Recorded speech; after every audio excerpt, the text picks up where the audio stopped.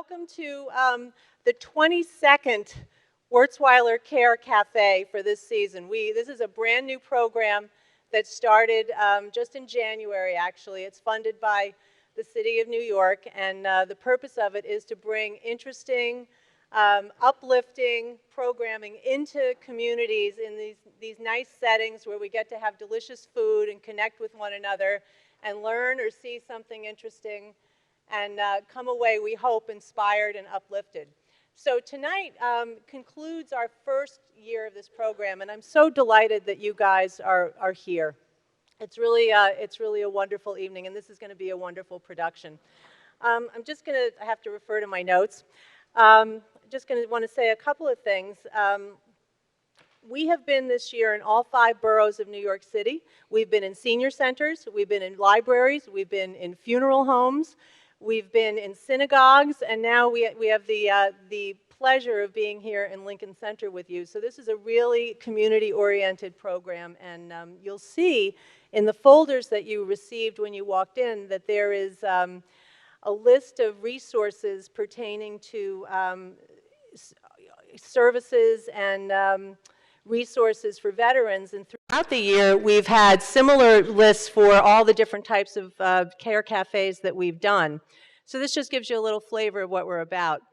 And since we're kind of the closeout of our first season, I'm going to ask you to indulge me for just a second while I just do a couple of thank yous before I turn the program over. This program would not have happened if it were not for the amazing work of the MSW and PhD students at Wurzweiler School of Social Work. And I'm just going to read everybody's name because I just want to acknowledge you. Anastasia, Gabrielle, Michelle B., Michelle D., Rita, Jacques, Raquel, Joanna, Annie, and Sarah. So I just like a round of applause for the amazing Wurzweiler School of Social Work students. Their energy and dedication, as you could see in the slide presentation, made this happen. And I also just want to thank Hannah Frankel, without whom this program would totally not exist, because she has done a lot of the heavy lifting to make it happen. So just thank you, Hannah. I really appreciate it.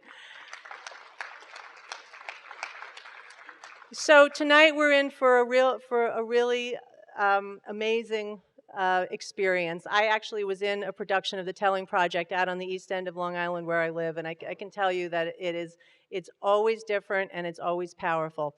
But before we get started, I'm just going to turn the microphone over to Dean Danielle Wozniak, who is going to say a couple of words and introduce a special guest. Please enjoy the evening. Thank you. Oh my goodness, I want to welcome you here this evening. We wouldn't have started without you, so we're so glad that you're here. I am so honored to be able to welcome Brigadier General Lori Sutton, Commissioner of the New York City Department of Veterans Services, to deliver opening remarks of the Telling Project. I have such admiration for Brigadier General Lori Sutton, who's the founding commissioner of the Department of Veterans Services. It's an innovative program, and she is a fine and exceptional leader. She's a leader who really recognizes that people heal holistically, that people heal in community, that people heal through support, and those are some of the same principles that have guided Care Cafe. So we are thrilled to be in partnership, and we are thrilled to welcome you into that partnership. And Commissioner, thank you so much for coming, and without further ado. Thank you so much. Sometimes I forget that I had a little mishap on a staircase 2 weeks ago, so thank you so much for welcoming me here and for each of you for being here tonight. I'm especially thrilled to see members of the 43rd Street Herd here, Samaritan Village. Hoa! Many of us had the opportunity just over the weekend during Fleet Week, leading up into Memorial Day, to go to Roosevelt Island and to also participate in another cultural and sort of a community building event the theater of war. And I just have to tell you that it warms my heart to learn of all of the work that is going on. I mean, this program alone, what did Dean Wozniak, 22 programs this season? And I know just looking at the slideshow, what an amazing depth and breadth and just outreach. You truly are reaching out to meet folks where they are, living in communities all across our great city, and I just want to thank you for that. It meshes so well philosophically with what we're doing with the Department of Veteran Services. You know, we've done what no other city has yet done over the last 2 years. We've stood up a department at the city level that is solely devoted to the needs and strengths of our veteran service members and their families. You know, one of my hunches out the gate was, just maybe with this new department, maybe what we can do is we can take on the most vexing challenges facing our city, and by setting up the programs and the policies and the partnerships that work for veterans, service members, and their families, which of course has the benefit of bringing together the entire political spectrum, we can then scale and replicate those innovations for the larger population, which is another way of veterans and their families for us to continue serving. Well, that assumption has been validated now. Over the last several years, as a nation, we've decreased veteran homelessness by 47%. Great national campaign, that's fantastic. But here in New York City, where the vacancy rate for affordable housing is less than 1%, we have brought that number down by 90%. And those innovations are being applied now to the broader population of homeless here in New York. And first and foremost among those innovations was the development of a veteran peer mentorship team. The cities looked over our shoulders and said, hey, veterans aren't the only folks who can benefit from having a peer mentor by their side through this difficult process. And so now they're developing that more broadly. We're also standing up what we call the Core 4 model, which is part of our whole health program, working with the First Lady of New York City, Shirlane McRae, on her Thrive NYC. Our program is Vets Thrive NYC.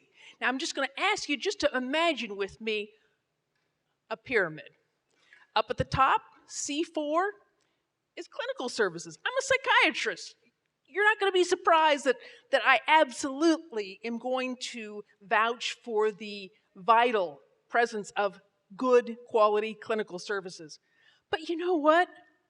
My bias is that as a nation, we've completely over-medicalized the path home from trauma, from war, from destruction, from deployment, the path to wholeness.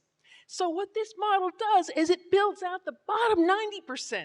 C1 is culture, education, and the arts, the very thing that we're gathered here to share in tonight. Whether it be like we're going to get a chance to do tonight, listening to veteran stories, whether it be theater, whether it be writing, whether it be singing, performing, dancing, movement, all kinds of different ways. And we intended through this foundational domain of culture, education, and the arts to make a bold statement. A statement that would encourage others to invest in culture and the arts. And I'm so happy to know that Eric Ulrich and Council Member Yadanis Rodriguez have invested in this program. We're looking for many more investments across the space of this city. Because in our view, and I think in your view, culture, the arts, these are not experiences that should be for the very lucky or for the very affluent or the very few. They're not fluff. They're life. This is food. This is food for the soul. And to unite it here with the Care Cafe, food for the mind, the body, and the spirit. C2 is connection, peer-to-peer connection. That's the optimal point of entry into our whole health model. C3 is the bridge. It's community holistic services. For any of you who have ever tried acupuncture or yoga or equine therapy or maybe service dogs, all kinds of different holistic services, those can be absolutely the bridge. If you need clinical treatment, you're not alone. You got a buddy. And you can always then grab another buddy and go to the next Care Cafe telling project experience for next season. I can hardly wait to hear what your offerings are for next season. But first, all of us are going to get a chance to enjoy participating in this culminating performance of the Telling Project this season tonight. Thank you so much. God bless. Great to be with you.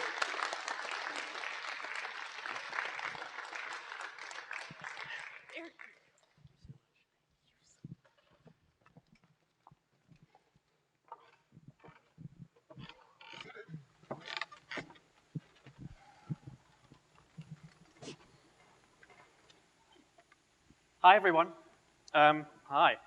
My name is Max Reynard. I am the senior writer and producer for the Telling Project. I'm the least important person on this stage. These four are way more important, and you should listen to them harder than you do to me. But before you stop listening to me, I'm going to ask you please to take out your telephones and to put them on the ground and stomp on them until they're dead. If you could do that for me, that would be great. Thank you. So, I want to thank the Brigadier General for bringing up the idea of culture as so incredibly important to veterans' transitions. Because part of the struggle that I think a lot of veterans have is that they arrive out of their military service into a civilian culture which is alien to them. It's an odd kind of culture, a culture that deals in generalities about what it is to be in the military, that thinks it understands war because it watched a news report, or because it sees movies, or because it read an article once. And so the come home from war, from military service, with this granular detail about what it is to be in those situations. And nobody seems to care about the granular details because everybody's already made up their minds about what it's like to be a veteran. And so the Telling Project is an organization that is dedicated to giving veterans a space to tell their stories to their civilian communities. The idea being that it's not just a responsibility for veterans to transition, but that civilians need to learn to transition with veterans into a society that is more accepting and caring and open to their stories. And the first step is listening. That's the first step. I'm going to provide a little bit of context, a little cultural context for this notion of listening and some of the trends in culture. I'm going to talk very briefly between one or two of these stories to kind of provide a little bit of that. But I want to take us first of all to perhaps the beginning of what is known as the great stories of coming home, and that's the Odyssey by Homer. Is anybody familiar with the Odyssey? All right. Edward Shea wrote a really important text. It's not Edward. What was his name? Jonathan Shea wrote a really important book about that.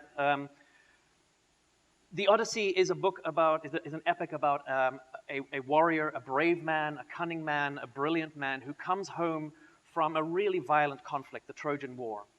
And it takes him 20 years for any number of reasons that I'm not really going to get into. But there's a moment where he finds himself in the kingdom of the dead, and he finds himself there with Tiresias. Tiresias is a seer. He's a prophet.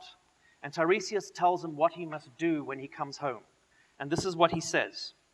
He says, "Carry your well-planed oar until you come to a race of people who know nothing of the sea, whose food is never seasoned with salt, strangers all to ships with their crimson prows and long slim oars, wings that make ships fly. And here is your sign, unmistakable, clear, so clear you cannot miss it. When another traveler falls in with you and calls that way to cross your shoulder, a fan to winnow a grain, then plant your bladed, balanced oar in the earth and sacrifice beasts to the Lord God of the sea." That planting of the oar is something that Odysseus has to do in order to come home, in order to finally be home, in order to have an easeful life in which he eventually dies of old age next to his family, loved by his family.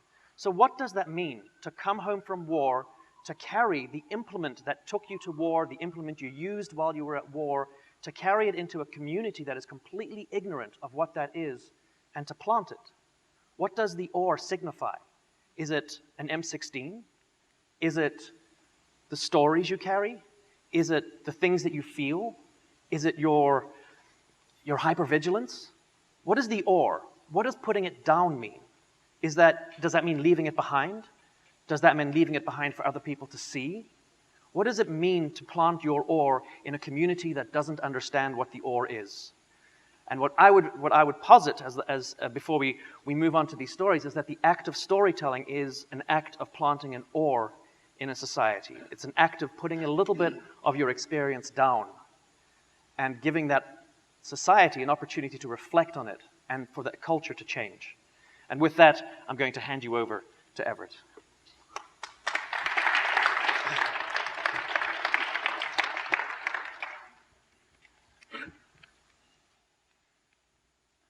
Growing up, a photograph of my father in the living room as an Army Air Corps captain had a powerful impact on my life.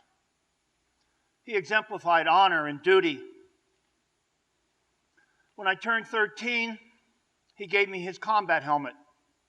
I was supposed to hand it on to my younger brothers, but I kept it. I took it as a sign of growing up, of becoming a man. When I was 17, Congress passed the Gulf of Tonkin Resolution. I thought, those communists have got to be stopped. I enlisted in 1966. My first duty station was in Germany. It was routine garrison life. 1968 brought the Prague Spring. The Czechs protested communists, and the Soviet Union invaded Czechoslovakia. We were mobilized. I thought we were going to war with the Russians.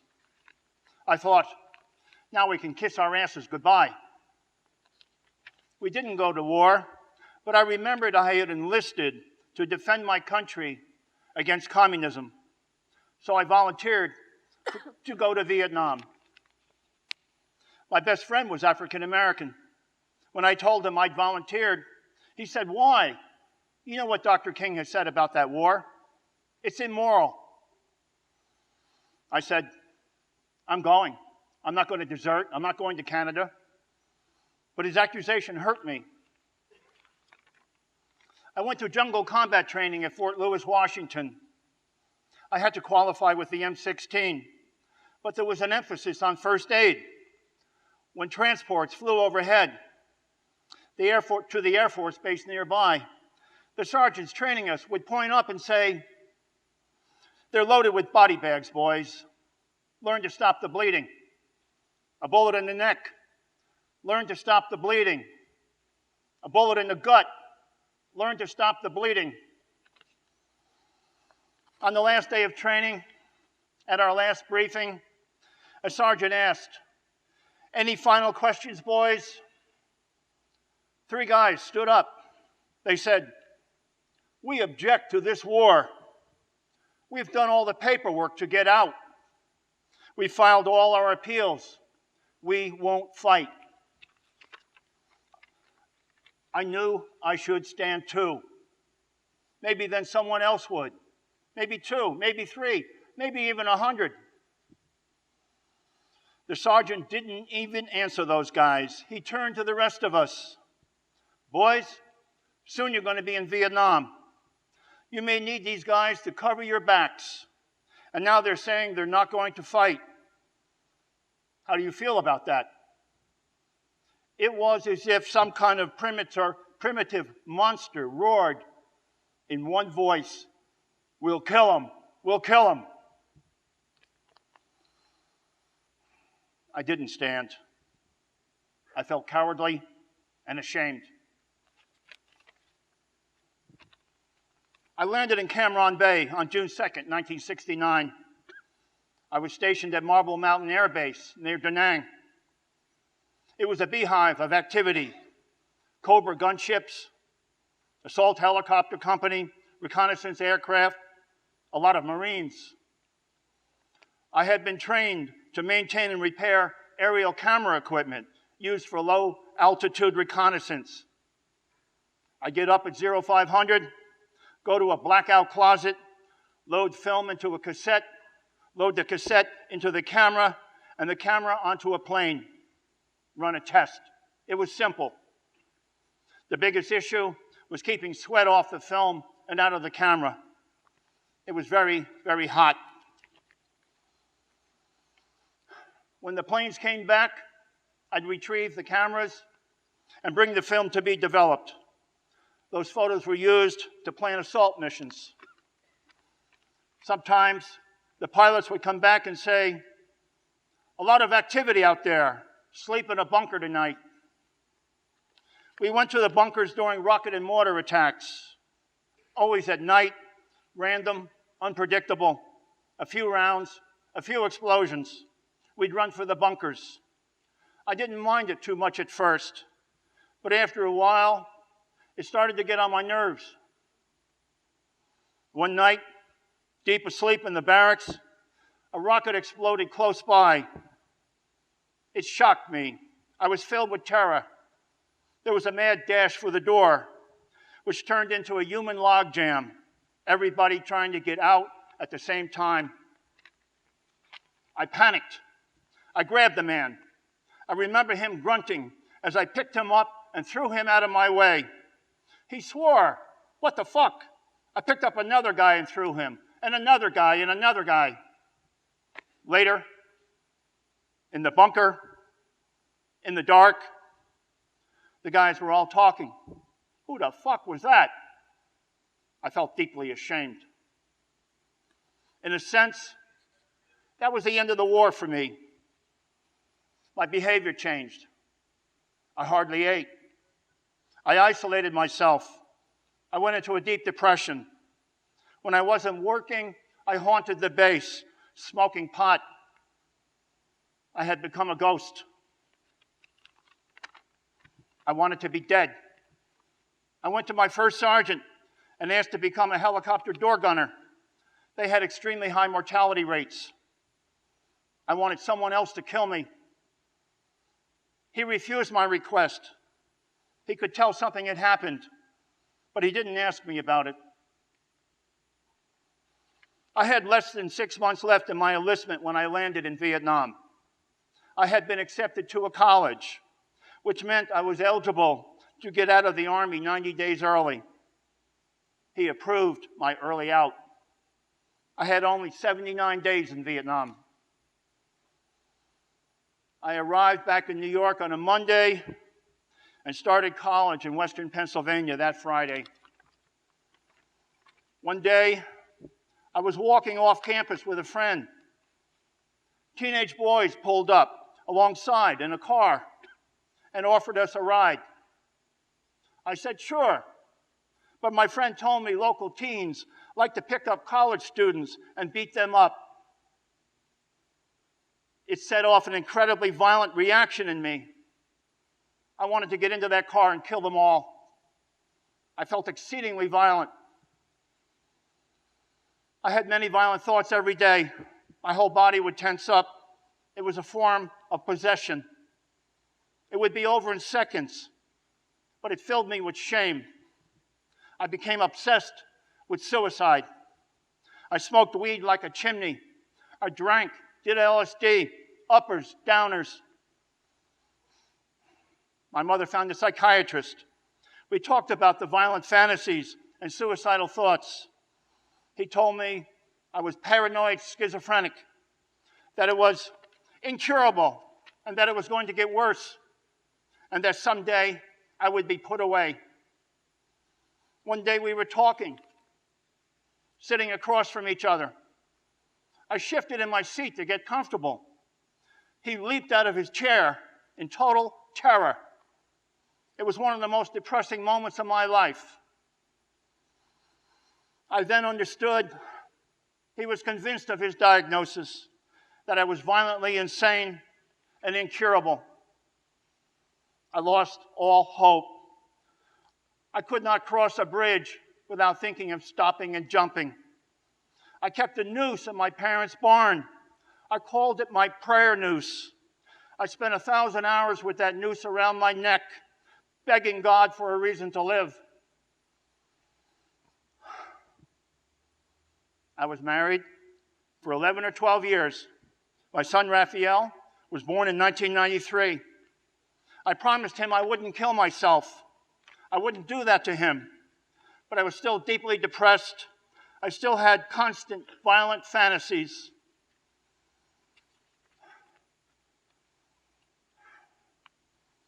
For more than 40 years, I kept my war experience to myself.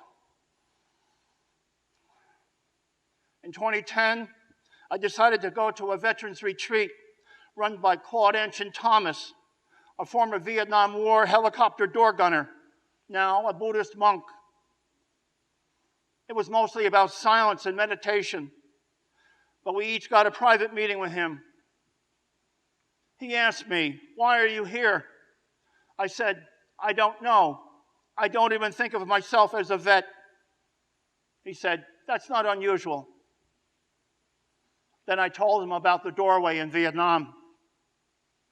What I remember most of that moment was that he didn't condemn me. I had been condemning myself for 40 years. He said, "You're surrounded by vets. I suggest you tell them your story." No one condemned me. It changed my whole relationship to the experience. About a month later, I went to a symposium where Dr. Ed Tick spoke about PTSD. I thought, shit, he's talking about me. I wasn't a paranoid schizophrenic. A month after that, I went to a writing workshop for veterans at the Joyner Center at the University of Massachusetts. It helped to talk and write about it. In the last 8 years, I started using the term survival arts. Warrior writers, vet dance, vet theater, combat paper. For me, is survival arts. So is hiking, tree hugging. I hug trees. I still struggle. I still have violent and suicidal intrusive thoughts every day. I'll be walking in the city and a cab driver will inch his way into the crosswalk. I'll be like, fuck this, I want to tear him limb from limb. And in my mind, I attack him. It soon passes. I never expected to live this long. I made no plans, no pension. I have a little bit of Social Security. I have a 70% disability rating for PTSD. I work part-time providing veteran peer support. I talk with other veterans about drugs, about being suicidal, about nightmares.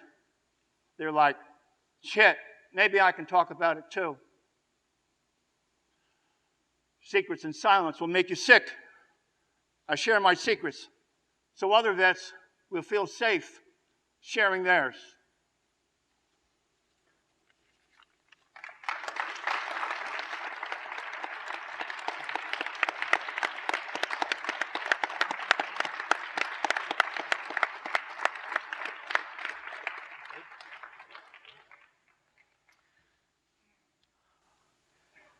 So in the Odyssey, Odysseus returns home to his wife, who is a faithful, beautiful woman who has managed to push back all the suitors.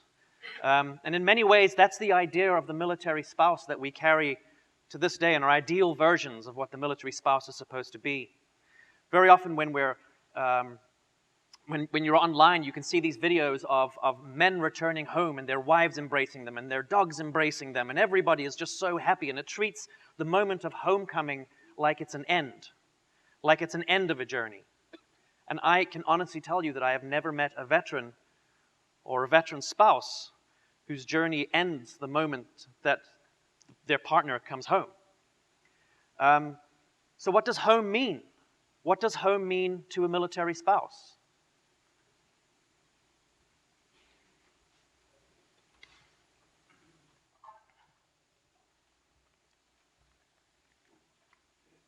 I grew up mostly in Pioneer City, Maryland.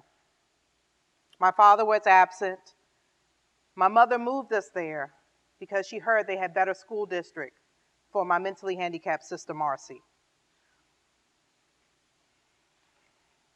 She worked minimum wage at Fort Meade Army Base food court.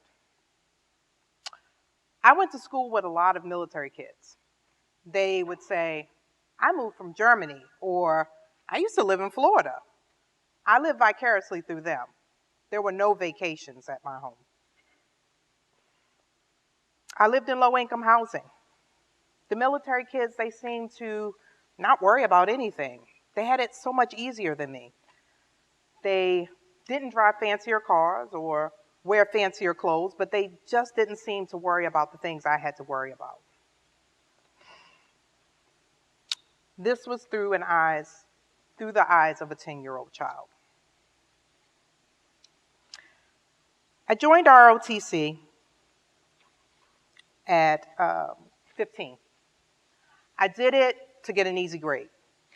I knew that if I shined my shoes, shined my brass, and it looked really good, that I would get accolades. I also found that joining the military gave me an escape. It allowed me to escape unemployment, low-income housing, teen pregnancy, drugs. It also allowed me to escape the mentally and physically abusive mother at home. I graduated in June, called a recruiter in July, and was off to boot camp, Navy boot camp, October 6, 1994.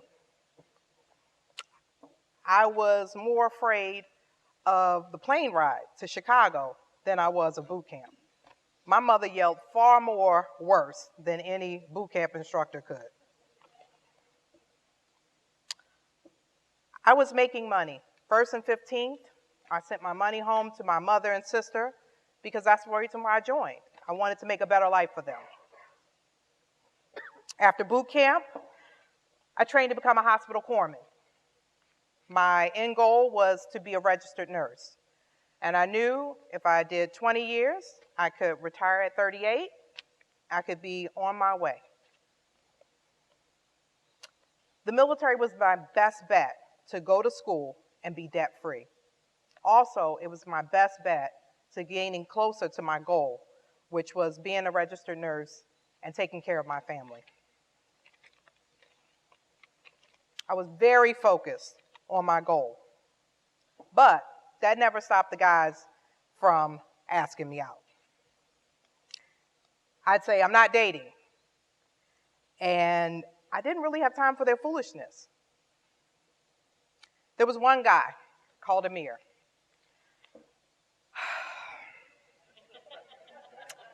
I hated him. He was always messing with the girls. His friends, they loved me. They would say, have you seen that new girl from Baltimore? And he would be like, she not all that. He had such an attitude about him. We could not stand each other. After training, my first duty station was Bethesda, Maryland. I reported for duty, struggling with my sea bag on my back across that quarterdeck. Who do I see walking across the quarterdeck, rolling his eyes at me? Amir. I hate him. On July 6, 1994, Amir and I were married. After getting to know him, he wasn't so bad after all. When I started at Bethesda, I worked in drug screening initially. Eventually, I got a cush job working in gastroenterology clinic. Guts and butts is what we called it. Since I worked in Bethesda, there was a lot of celebrities or big names that came through, and you would see a medical record, and they would have a different name on it. But when you walked into a procedure room, you might see a Supreme Court judge or even a president. We bought a house 4 months after we got married. I realized that if Amir stayed on active duty, we still would receive all of our benefits, our housing allowance, and our health insurance, but I knew that if I got out and worked in the civilian sector, I could make double the money. So when I got a chance, that's what I did. I got out. That's how it was, just me and Amir. My whole life was comfortable, and it was to look after my mother and sister. At 2000, I became pregnant with our first child. Soon after, Amir got orders to Japan. We sold our house, decided I wanted to have my baby in the United States. So I moved back home with my mother, and Amir went to Japan. When I was about 8 months pregnant, my mother and I, we got into a horrible disagreement about rehashing old memories about her mental and physical abuse. She threw me out of the house.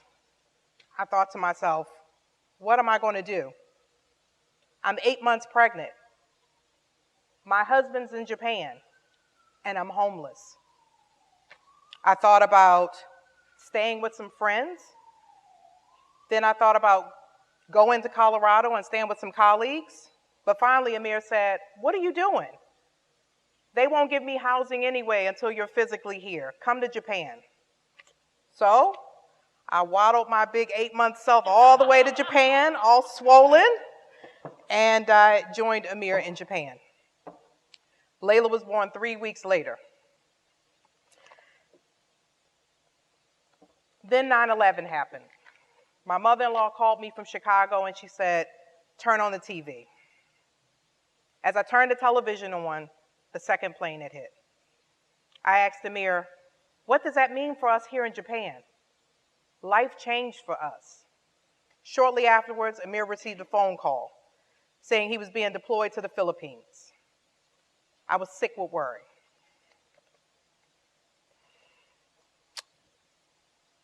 After Amir got that call, he was mounting up. He had a weapon on one side, huge Rambo knife on the other side. And I thought to myself, I married an intellectual. I did not marry a Spartan. What is this? My husband was a Navy corpsman and an OR tech who was going with the Marines to support them as they went to search for terrorists in the mountains of the Philippines. I was deathly afraid. He was gone 4 to 5 months. I had this young baby. I was alone in Japan, and I was so afraid of losing him. I'm lucky to not be one of those spouses who have lost her husband. I speak to families all the time at Fort Hamilton, Army Base here in Brooklyn. Their husbands are explosive ordnance or they're special forces. They go on 11 and 12 deployments. And my husband went on 1, and I was ill. After Japan, we were supposed to go to Texas. I was heavily pregnant with our second child. 3 days before we left, our household goods already gone, as well as all our baby items. They said, you know what? You're not going to Texas. You're going to Bethesda again. So we went on and moved to Bethesda. I should not have flown that pregnant. Farron was born 3 days after we landed. By 2006, Amir was an E6 and in charge of the OR. He had 2 degrees in the Navy, but he still kept being bypassed for commissioning. But he still put in his reenlistment papers. Shortly after that, Amir received word that he was going to be deployed to Iraq. Again, I felt that same fear and worry that I felt when he was being deployed to the Philippines.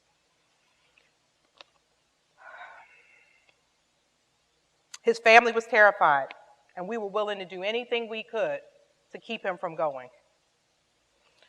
Amir went back into the career counselor to see if there was anything else he could do, maybe some other options.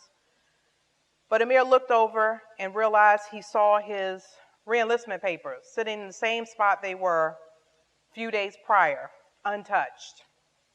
Amir picked up his re-enlistment papers and walked out of the Navy after serving for 12 years. We moved to San Antonio, Texas, to be closer to his family. We suddenly realized all the ways that the military really supported us. Health insurance, housing allowance. We had 2 small children and no health insurance. That could be very expensive. By this time, I had finished nursing school. I worked on a med-surg unit, and I worked nights and weekends to make up extra money because money was tight at this point. Eventually, Amir decided to go back and finish up his 20 years. The only people who would talk to him about coming back into the military was the Army. Amir is commissioned now and is still serving to this day in the active duty Army Reserves. We left Texas because we were being stationed in California. That's where I had our son Elijah and begun my master's degree. Then we were stationed in Fort Hamilton, New York. We've been here 2.5 years, and we'll be stationed now in Honolulu, Hawaii. But that's what you sign up for as a military spouse. The moving around, the constant changes, new jobs, new friends, new schools, new churches. I've always had work waiting for me at the newest duty station, so I never had to really worry that much. You have to reinvent yourself each and every time. I've worked as a nurse, and I've also worked as a researcher in some recognized hospitals. One thing you have to do is always stay in tune with your family. You must stay in tune with your spouse as well as your children, because even though things are changing for you, things are changing for them as well. There's resources available at every duty station. And there's nothing wrong with asking for help and going into therapy. It may be very necessary for a lot of your family members. I've seen way too many families break up because of the stressors. For example, Amir travels about three weeks out of a month. Last thing he wants to worry about when he comes back home is what kids has a dental appointment. But I need him to worry about that. I'm very vocal, and that's a good thing, but also Amir's a great guy. Our 23 years together have just flown by, and we're learning something about each other every day. Sometimes I think back to that 18-year-old girl who went to boot camp. I get choked up about her because she didn't have a plan B. She had no prospects and not $1 in her pocket. So I don't know where I would be if I never got on that plane. I am thankful. I am blessed.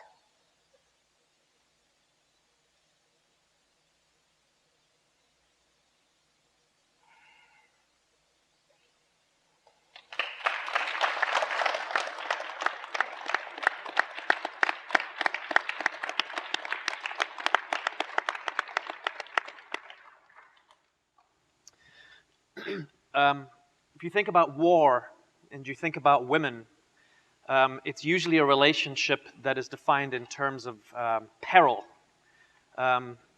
Women are almost invariably positioned as victims of war, victims of violence. And there's no reason to believe that that isn't very often the case. MST is rampant in the military, military sexual trauma, but that doesn't mean that all women struggle with MST. It doesn't mean that all women are necessarily come back from military service broken, as we were just informed. The difficulty is that talking about yourself as somebody who was in the military means that people are going to want, and I'm going to borrow your word here, Lindsay, are going to want to pigeonhole you. And that's tricky to negotiate. That's tricky to negotiate. Who are you when people have already made up their minds about you the moment they hear what you've done and where you've come from? So I grew up in a small town in Iowa. It was a suburb of Des Moines. In my childhood, I went out into the wilderness with my brothers and my cousins and my neighbors and played outdoors. Instead of going to museums or the neighboring larger cities, I went into nature to collect stones and leaves. In high school, I was that kid that did everything. I was in the band, I played trombone. I was academically ambitious and took AP classes. I was an athlete. I also befriended everyone. I was friends with the nerds and the jocks and the preps and the stoners and the drinkers. I never wanted to be pigeonholed. During my junior year of high school, 2 Army National Guard recruiters came to our PE class. And it was invigorating. They taught us how to rappel down the bleachers. They told us about the pride of service and supporting our state against natural disasters like floods and tornadoes that were ever prevalent in Iowa. But the zinger and the reason why I joined was when a classmate with her upturned lips looked at me and she said, "Lindsay, you can never join the Army." So I raised my hand for more information, and less than a week later, I had signed that dotted line.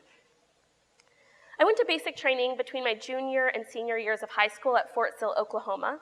And unlike my small town of Ankeny, Iowa, which was homogenous and stereotypical in our Midwest community, and then we had similar looks and beliefs and opinions, I was introduced to the most diverse array of people that thought differently and challenged me intellectually and physically, and I really thrived. As many of you military folks or anyone who has served with Brothers and Sisters Arms know, that bonds you build during that time of stress are sometimes the strongest bonds that you'll ever build in your life and irreplaceable. So I look back at basic very fondly, ironically. I returned back to Ankeny, Iowa for my senior year of high school, and I was sitting in second period, and our teacher, Professor, or Doc Savage, was talking about magnetic fields, and I distinctly recall I was on my Nokia, this was 17 years ago, on my Nokia phone playing Snake when a fellow student burst into the classroom and told us to flip on the TV. I'm sure you all know what happened. The first tower had just fallen. So as a class, we observed the second tower fall together. And uniquely, in a class of 400 students, I was the only person at this point who had joined the military. So I felt uniquely affected by this and entirely alone. But lives went on. Things happened. I graduated high school. I went to advanced individual training between my senior year, and I started college at the University of Iowa. And per the agreement, I drilled 1 weekend a month and 2 weeks a year for a year and a half. In December 2003, my phone rang, my Nokia, and the voice on the other line told me, "Quit your job, quit school, you're being deployed in support of Operation Iraqi Freedom, you're to report in a week." So I said goodbye to all those newly made college friends. I subleased my apartment, I packed my bags, and reported for duty. We were flying into Baghdad International Airport backwards in a freezing cargo plane. And as we landed, we did what, again, I'm sure many of you are familiar with, is a combat landing, where you spiral downward, where you're nearly perpendicular to the floor. And this was the first time I really got excited to serve. So we were stationed 20 miles northwest of Baghdad in Al-Taji in the Sunni Triangle. It was the former headquarters of Saddam's Ba'ath Party, and it was chock full of history. When we arrived, however, there were no amenities, there were no showers, there were no chow halls. It was us and packs of wild dogs. The majority of my time overseas, I spent guarding a crew of civilian Iraqi builders. So we were sent to do a reconstruction of the infrastructure project. And during the deployment, I spent all of my time ensuring I treated them with dignity and respect. And in turn, they reciprocally cared deeply for me. Like the time about 6 months into my deployment, I ended a multi-year relationship. And while I didn't bring my personal life into the field with me often, it was hard to shake it. I was feeling down, I was feeling low. And so my crew, noticing this, they surrounded me, singing and clapping, and they said, "Lindsay, oh Lindsay, when you cry, we cry. When you're glad, we're glad."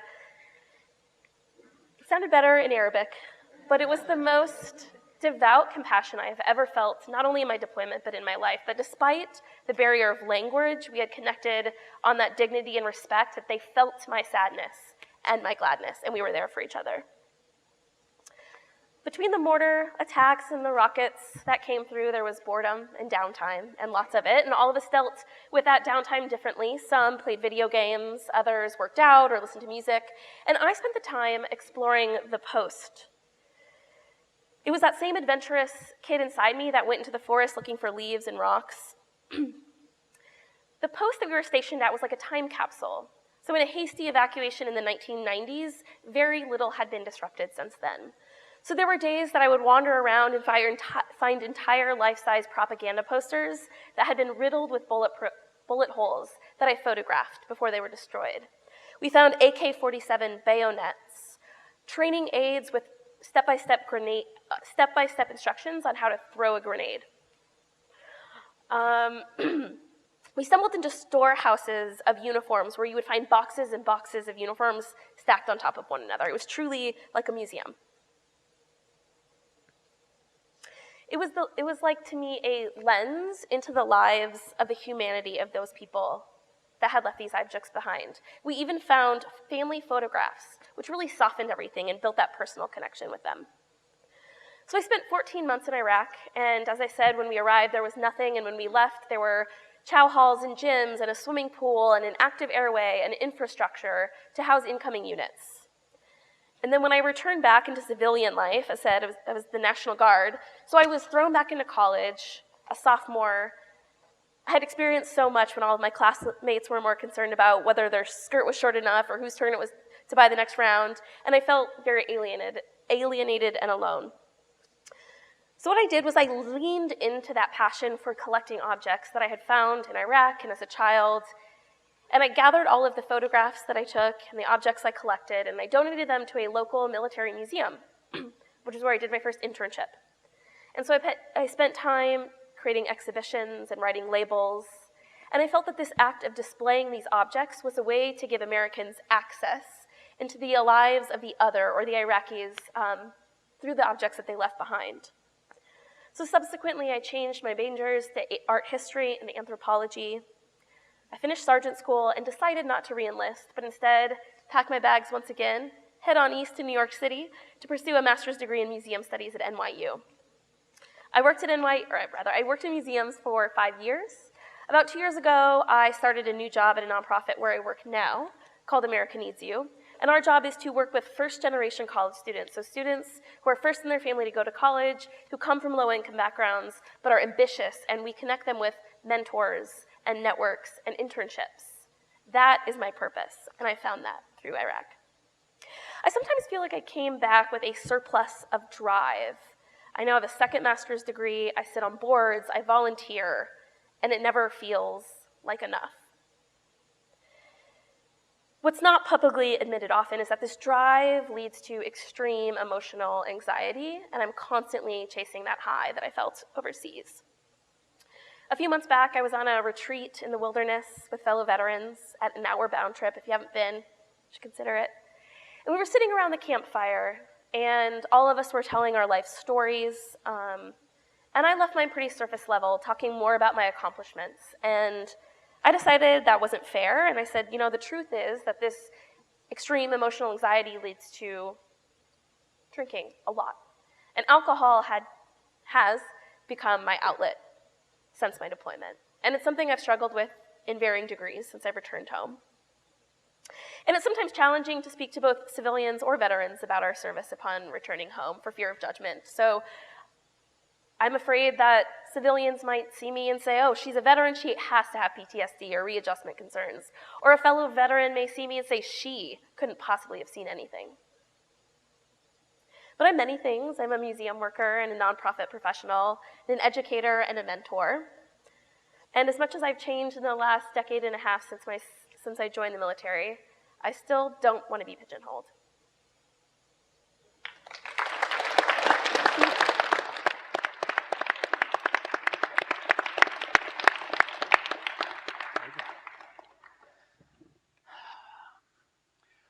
One of the things that is, I think, very difficult for more recent generations of vets, and I say more recent with all due respect to Vietnam veterans. I include you in the more recent generations of vets because there was moral consensus after the Second World War that the Second World War was 100% right.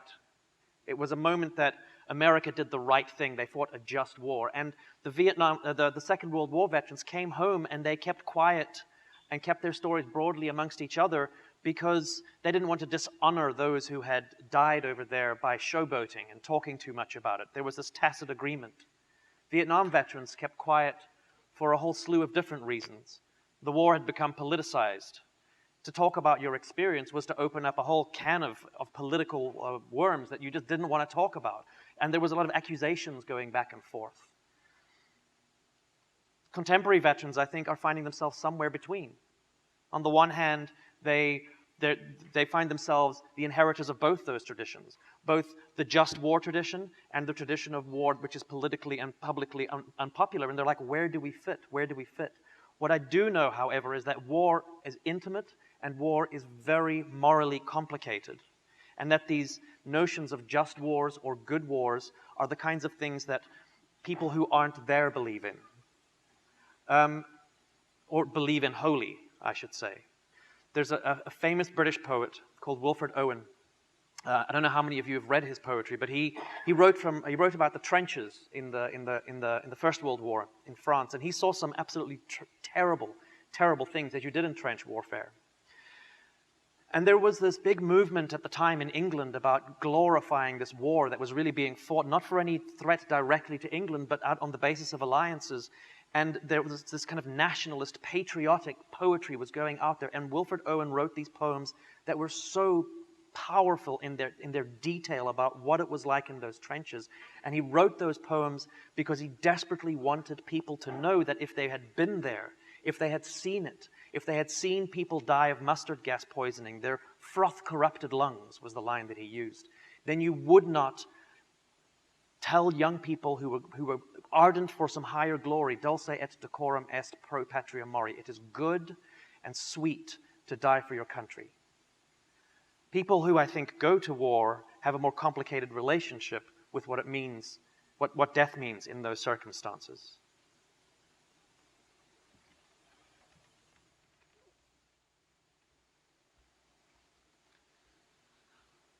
I grew up in New York City, first in Brooklyn, then Staten Island. And growing up, I was always playing with toy soldiers and playing Army. But it wasn't until I was 25 when I actually enlisted. At that time in my life, I was a college dropout, and I was working in restaurants and bartending at night, and in the after hours, I was drinking away my income. So I thought to myself, I could either enroll myself in a rehab program, or I can join the Army and make a few extra bucks and have a roof over my head. So I enlisted, and the first people I told was my parents, because I was living in their basement. And I remember my mother, a stoic German woman, said, I told her, Mom, I'm joining the Army. And she said, great. And then I told my father, a happy-go-lucky Irish guy, Dad, I'm joining the Army. What did you do? I am. I'm going to be an infantryman. How can this get worse? I have an airborne contract. I'm going to be a paratrooper. You're going to kill yourself jumping out of a plane. And this is what I had to deal with. So it was off to boot camp. So I flew down to Fort Benning, Georgia, and 14 weeks of basic training, and then it was airborne school. And I was at airborne school when September 11th happened. It's the morning, I was in the day room. We were watching on the big screen TV when the second tower got hit by a plane.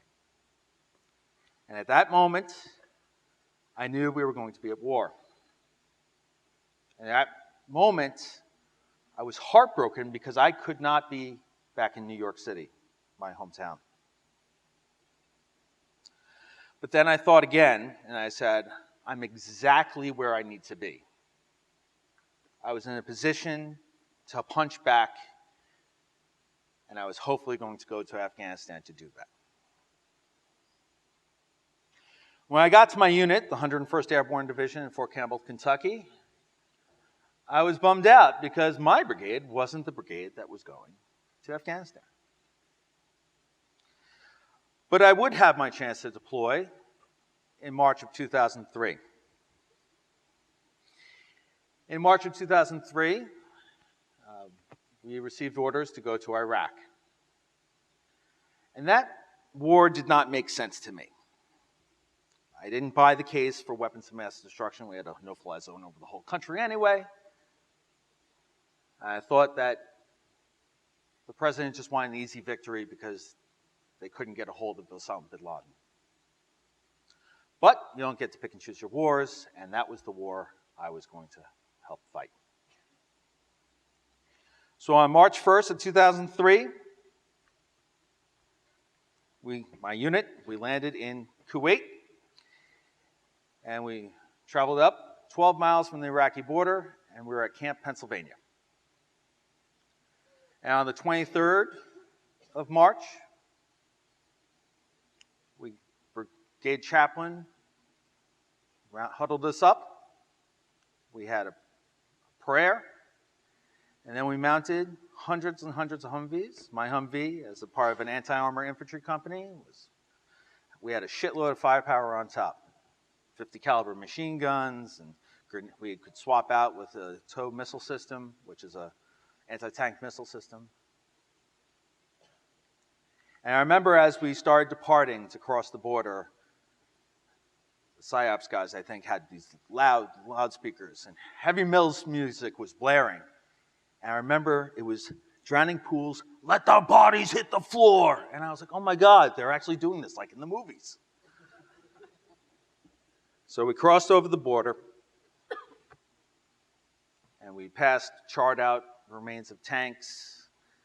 And I didn't know whether they were recent because the 3rd Infantry Division and the Marines got the jump on us, or if it was from 91 from the first Desert Storm War. And we traveled up to Najaf in the south, and then we were there for about a month and a half patrolling. And then we were on the move again. We went up north, bypassed Baghdad, and we wound up at Qiara West, or Q West, for those of us who couldn't pronounce Qiara West. And that was 45 minutes southwest of Mosul. There were many moments from my time in northern Iraq that stay with me. On patrol of a village in northern Iraq, I met Mohammed, who was a Kurdish villager. And Mohammed greeted me, we shared chai with each other, and he told me about his second family. And I was like, second family? Do explain.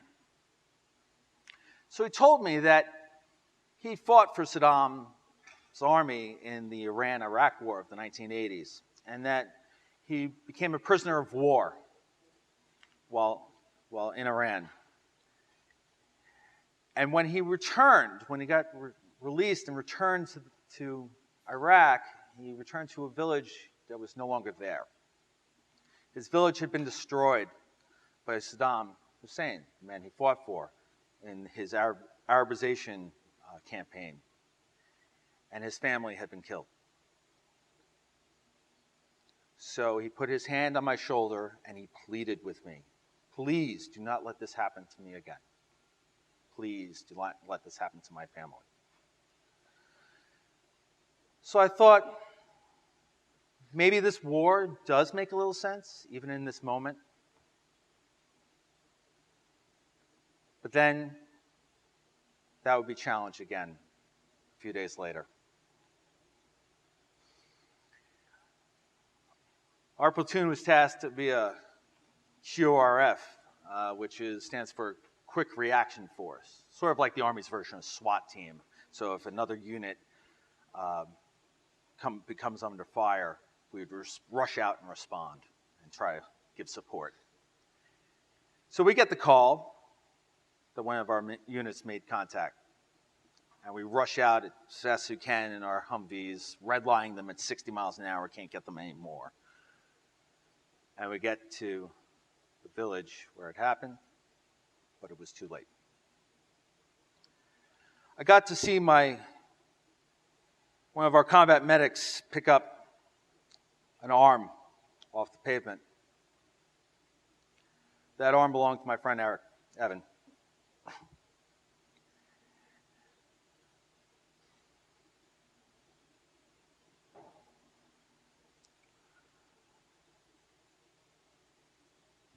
I was full of hurt and anger and guilt.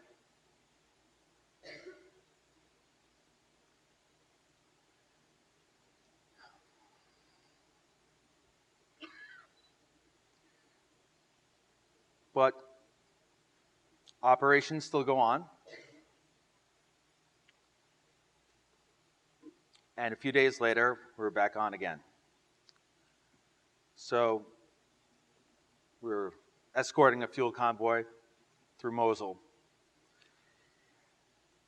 And our Humvees would block off street to street to make sure that the fuel trucks would get through.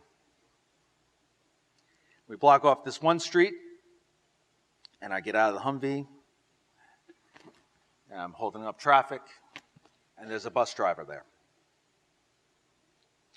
And that bus driver was angry. He was pissed he couldn't get through. So he was starting and stopping his little minibus. So I put up my weapon and show him, like, stop. And he just looked at me and stared at me and pointed to his forehead and said, if you want me to, basically telling me, if you want me to stop, you better shoot me, motherfucker. Well, I ran over to that window, and I tried dragging him out of that minibus. And when I couldn't get him out of that minibus fast enough, I just took the buttstock of my rifle and I slammed it into his face over and over and over again until he was crying. And it felt good. I thought about Evan, and it felt good.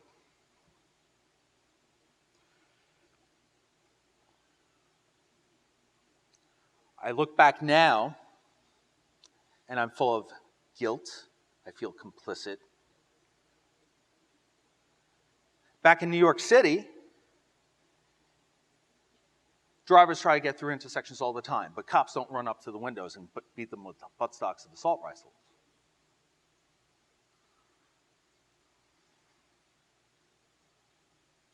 There were many moments and memories that stay with me, and many stories in Iraq. Mine, my comrades, the aid workers, the Iraqi civilians, many stories. I returned back to the States in January of 2004, and I left a couple days after Fort Campbell, Kentucky, and I flew back to New York City. And coming back to New York City was overwhelming. After 130-degree heat of Iraq, ice cubes, amazing. But it was also overwhelming. The sounds, the sights of New York City were changed for me. I was hypervigilant. Northern Iraq was surprisingly quiet. Yes, the roar of the Humvees running down the road, the helicopters flying over by, the occasional small arms fire. But it was very quiet overall. But New York City was crushing, overwhelming. Luckily, though, I had reconnected with an ex of mine. Her name was Dana. And we had been pen pals while we were in Iraq. And then we started dating again. And having somebody to return to who is familiar and intimate and knew me before, who I was before the war, helped ground me. But she must have struggled a little bit, because when I was suffering from a nightmare and thrashing about in bed, and she would ask me about it, I had no words. So it must have been tough. I returned to school and to go back and finish up my undergraduate degree. And I started working with vets, because I was part of that first cohort of vets that came back and I felt like I could help out the incoming vets coming back in. So I worked with them for a number of years, and by 2008, I realized I had never stopped living the war. I was thinking about memories myself, but I was also hearing the stories of all these other vets, and I was reliving it vicariously through their eyes. So I left that job, and I figured, let me get a less stressful job. So I got a job as a child protective specialist for the city of New York, doing child welfare investigations. And I did that for 7 years, but that also gave me some great experience so I can finish up my master's degree in social work.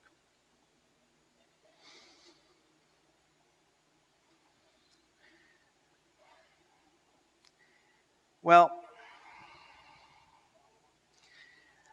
I had also joined the reserves because I still had time on my contract, and I decided I would become a paralegal for a medical unit because it was as far from an infantryman as I could possibly think of. Well, on 30th of April of this year, I left that job. I left the reserves after 17 years.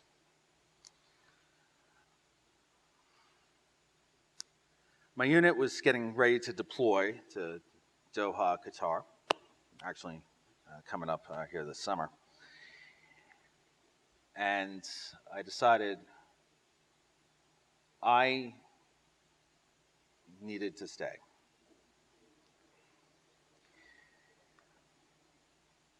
I work with vets again. I decided to take all those memories and down from the attic of my brain, help out vets, and I didn't want to leave that. But more importantly, I didn't want to leave my family. Dana and I just 4 days ago celebrated our 10th year of marriage. And we have 2 children, Julia 4 and Sarah 1. And I didn't want to leave. Something about Iraq stays with me, that lives are finite. And Muhammad taught me a good message. He said, always take care of your family first. So my unit will be deploying, but I will remain here because I am finally home.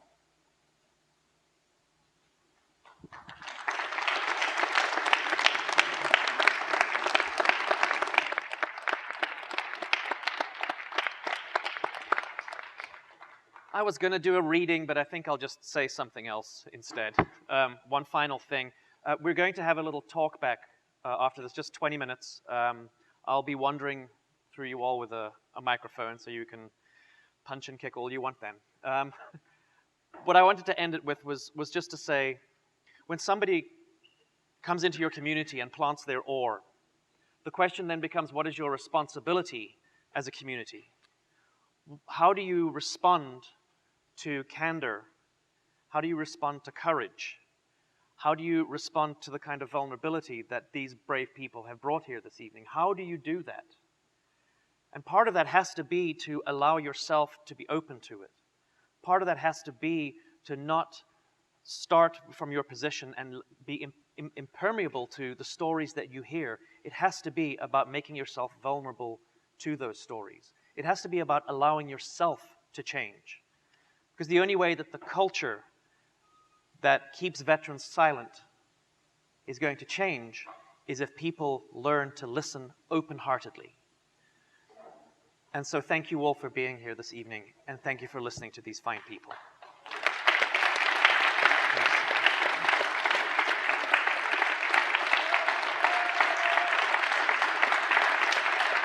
Everett Cox, U.S. Army. Nikia Leslie, U.S. Navy. Lindsay Anderson, U.S. Army. Rob Timmons, United States Army.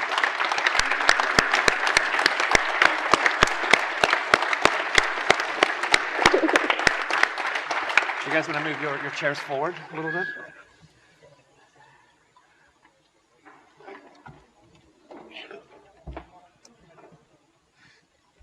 Thank you, guys. I'm going to ask you to introduce yourselves again in just a second. Are there more house lights that we could subject everybody to? Well, it'll be a 20-minute talk back. I'm going to ask you to limit yourself to questions as much as you can, so that as many people can respond as possible. But before we do that, I'd like these fine people to introduce themselves again, because your generous applause drowned out their names. Everett Cox, United States Army. All right, Army. Nikia Leslie, United States Navy. Lindsay Anderson, U.S. Army. Rob Timmons, United States Army. Do you have any questions, sir? Hi, I wanted to first of all thank you very much for sharing your stories. And the question that I have is that it was said for us to be receptive and open, but is there a way that I would imagine there was, I forget where I'd heard this, but we share our stories with those who deserve to hear them. What are ways that we can show for those of us who want to that we're open to that dialogue? I think being in forums like this right here, you seeing events or seeking out events like this and coming out and hearing the stories, that's a way of hearing the stories and actually being receptive to them.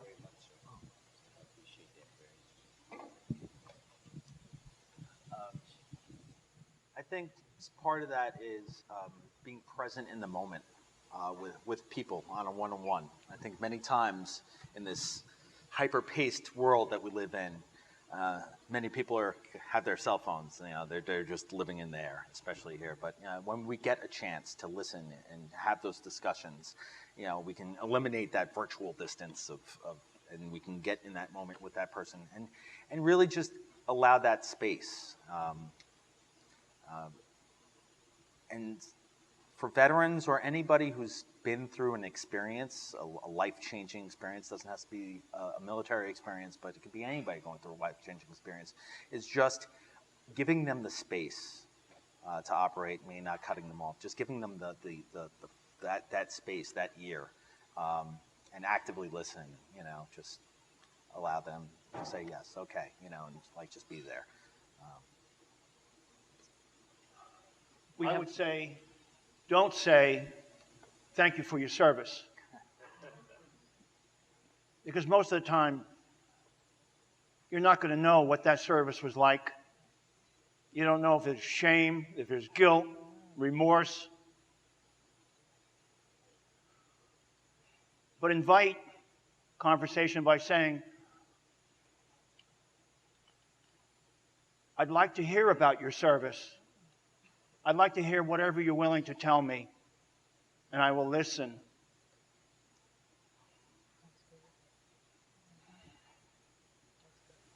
We have a question over here, sir. Okay. Thank you very much for your time, your patience. I appreciate that. My name is Mr. Moultrie. I'm representing Samaritan Village 43rd Street Veterans Program. All it is patience and perseverance. You understand? I understand I can identify with each and any one of you by moving about throughout the military, and I have a lot of associates and peers of mine that was combat veterans. I missed combat for about a year, so Iraqi freedom. And I could definitely identify what Muhammad said, my brother Muhammad said about family. Family is very important. And I have a lot of brothers that I be with, my peers, that I talk to and I engage with because of my anger issues, of not engaging with my family, doing things with my drug addiction that I have enabled myself. So I thank all the brothers in 43rd Street for, our rehabilitation program. I thank them all. I love them all. I respect them all. And God does not change a condition of a person till he change the condition of himself. And I wish to thank you all. Thank you. God bless. Thank you very much. Sir? Good evening. First of all, I wanna thank you for for speaking out and your experience. And I'm a Dutchman. I'm Dutch. I'm born in Holland, grew up in Suriname, which is Dutch Guyana, and we had a different kind of war there. We said like a concept, a Cuban, semi-Cuban revolution. For 9 years, and war is war. No matter how you call it, war is war. And the identification that I have was more is like we fought against the jungle, right? The people of in the south, and fighting like my brother, fighting in Vietnam or fighting somebody in the jungle is the worst thing you ever can fight because you don't know the person behind the screen, and you know where he is. But the one thing that I can identify now, what I have heard is the culture unity. Every culture that you went through, or every state, every country you went to, you have identified somebody that can relate to you, that needs your help, that want to hear your story, that want your attention, and I found it here. I'm here in this country 30 years, right? 30 years, and in the 30 years that I'm here, 15 years was my addiction because of my past in the army, you know. So, but I hear a lot of good things from you guys tonight, a lot of good things, and I make notes, and I go read it again and study. I say, wait, what can I do? What can I do tomorrow for somebody else? Because I love counseling. I love counseling, but what can I do? How can I help my human being, my fellow officer, my fellow brother or sister? So I thank you for your time. I thank you for your experience, and I salute you. Dank u wel. Yeah, hartelijk dank. Yes, ma'am. Again, I would like to thank you all for your frankness and your honesty. We hear a lot about how veterans are treated when they come back into the country. And I was wondering what your thoughts are about how the Veterans Administration has treated you, tried to help you, not tried to help you, and what kinds of things you would like to see that do not exist.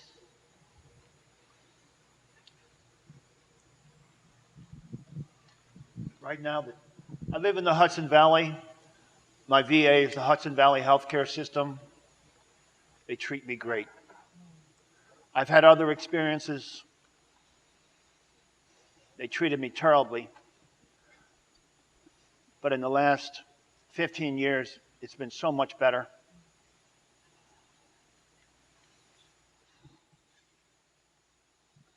I too have had wonderful medical experiences at the VA primarily. However, I think that the women's clinics could be upgraded. I walked into the Bronx VA the other day and there was pink paper in the women's clinic as if I needed a special color of paper because I was a female.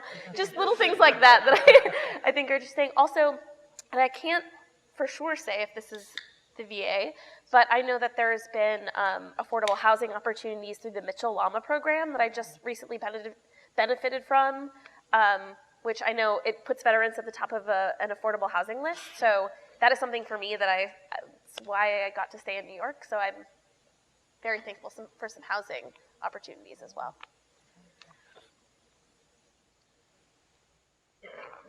Sorry. One more question. Thank you, sir.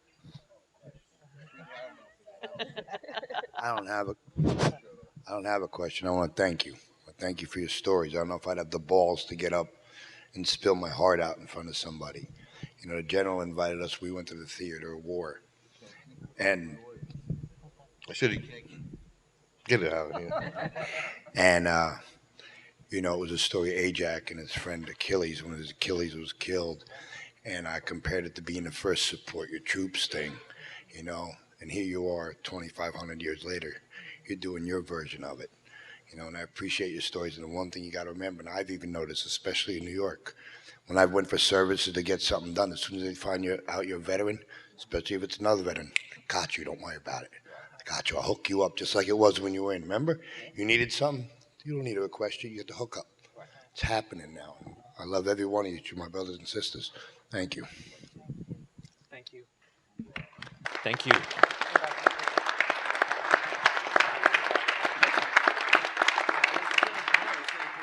Ladies and gentlemen, there are evaluation forms in your folders. If you would take a moment before you leave to fill those out. We have pens over here. The fantastic Catherine Mitchell has pens. I want to thank you so very much for coming here. I think there's still some snacks left. Is there still some? Yeah. Please help yourselves and come chat to these fine people. Thank you, everybody.